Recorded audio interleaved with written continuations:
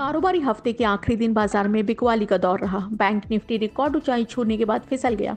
आज एफएमसीजी और फार्मा शेयरों में हल्की तेजी रही। वहीं सबसे ज्यादा गिरावट आईटी के शेयरों में देखी गई। रियल्टी मेटल शेयरों में भी प्रेशर रहा। इस हफ्ते निफ्टी आईटी इंडेक्स में 6% की गिरावट आई है। वहीं निफ्टी रियल्टी इंडेक्स में 3% की गिरावट रही। आज मिड कैप और स्मॉल कैप शेयरों पर भी प्रेशर बना रहा।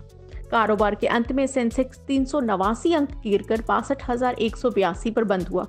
वहीं निफ्टी 50 113 अंक नीचे 18,497 के लेवल पे बंद होने पर कामयाब रहा, जबकि निफ्टी बैंक 37 अंक चढ़ के 43,633 पर बंद हुआ है। मिड कैप 129 अंक गिरकर 32,375 पर बंद हुआ है। आज के कारोबार में सेंसेक्स के 30 में से 18 शेयरों में गिरावट रही। वहीं निफ्टी के 50 में से 33 शेयरों में बिकवाली देखी गई। निफ्टी बैंक के 12 में से 7 शेयरों में गिरावट देखने को मिली।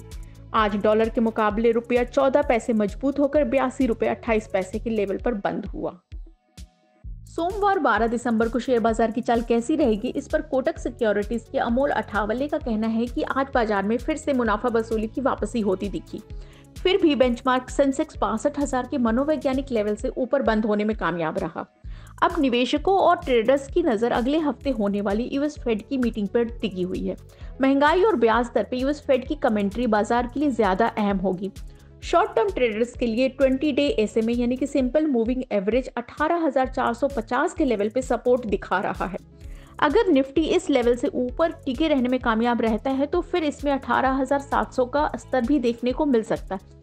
शेर खान के गौरव रत्न पारखी का कहना है कि निफ्टी में आगे और कमजोरी के संकेत नजर आ रहे हैं। शॉर्ट टर्म में इसमें 18,300 से लेकर 18,650 के रेंज में कंसोलिडेशन साफ देखने को मिल सकता है। रेलिगेयर ब्रोकिंग के अजीत मिश्रा का भी यही कहना है कि बाजार में आगे कंसोलिडेशन जारी रहने के संकेत दिख रहे हैं। निफ्टी में पॉजिटिव टोन बना रहे, इसके लिए जरूरी है कि वो 18,300 के ऊपर टिका रहे। अगर हम सेक्टर्स की बात करें तो बैंकिंग और एफएमसीजी अच्छे नजर आ रहे हैं। हालांकि दूसरे सेक्टर्स में भी कुछ चुनिंदा शेयर अच्छा कर सकते हैं।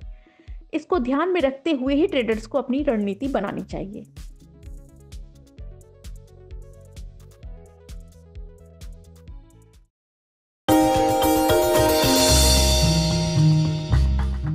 डू यू नो में आज हम बातचीत करने वाले हैं कॉफी के बारे में। दरअसल कॉफी जो मार्केट है एक बहुत ही इंटरेस्टिंग मार्केट है और इससे रिलेटेड बहुत सारे फैक्ट हैं। तो कुछ इंटरेस्टिंग फैक्ट की शुरुआत करते हैं। सबसे पहले दुनिया भर में करीब करीब 225 करोड़ कप कॉफी के रोज कंज्यूम होते हैं।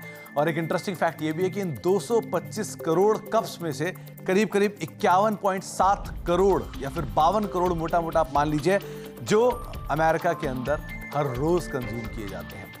दुनिया भर की कुल आबादी का करीब करीब 30 से लेकर 40% हिस्सा जो है वो कॉफी पीता है। तो इस तरह का वाइडली ड्रिंक होने वाला ये एक प्रोडक्ट है, इसको हम कॉफी के नाम से जानते हैं।